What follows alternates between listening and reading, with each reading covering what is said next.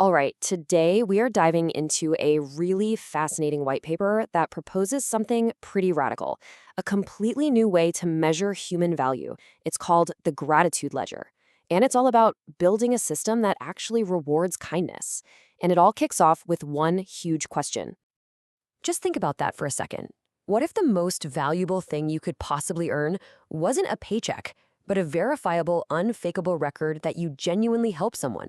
This one idea is the key that unlocks this entire concept. So, you might be asking, why do we even need an idea this big? Well, to really get the solution, you got to understand the problem first. And the paper argues that the way we measure doing good right now, especially in the world of charity, is, well, it's fundamentally broken.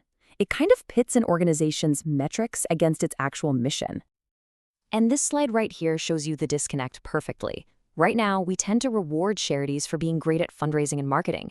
But the real goal, the actual impact on the ground, the needs being met, that often gets lost in the shuffle. We're basically measuring how good someone is at raising money, not how successful the mission actually is. And this isn't just a problem for today. The white paper projects forward into a future where automation and AI could pretty much guarantee all of our basic needs are met: food, shelter, the works.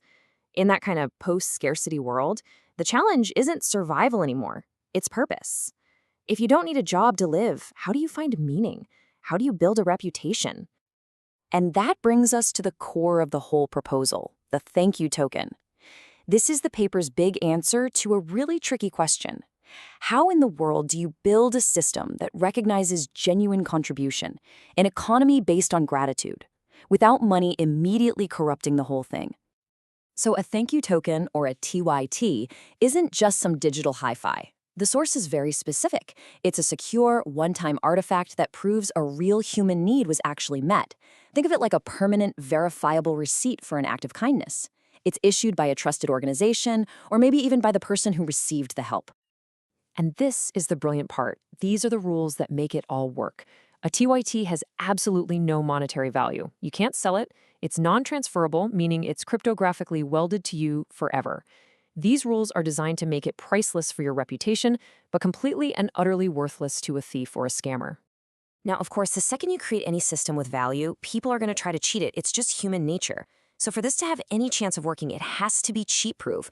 And the paper actually spends a lot of time on this, thinking like a scammer, to build a really strong defense. So let's start with the most obvious attack, right? What if a bunch of friends just get in a circle and thank each other over and over again to farm a ton of tokens? That's called a collusion ring. The defense against this is super clever. The system basically creates a map of every single token transfer. And when it sees these gratitude loops, A thanks B, who thanks C, who then thanks A, it automatically flags that pattern as suspicious and dials down the value of those specific tokens. Collusion basically defeats itself. Okay, so what about a much bigger scam?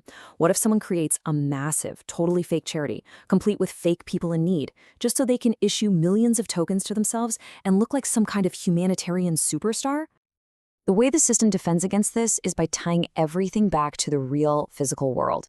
A charity can only get a certain number of tokens based on its audited capacity, like how many beds it actually has or how much food it can physically store.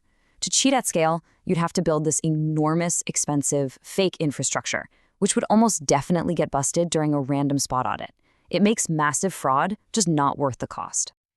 So, if the system is actually secure, what can you do with it? Well, this is where the whole thing goes from just a cool tech concept to something that could have a real, massive humanitarian impact. The paper argues it could create what it calls a career in kindness. This table just nails the difference. I mean, think about a volunteer who works day and night after a disaster. The old way, that incredible effort is, well, it's mostly just a memory.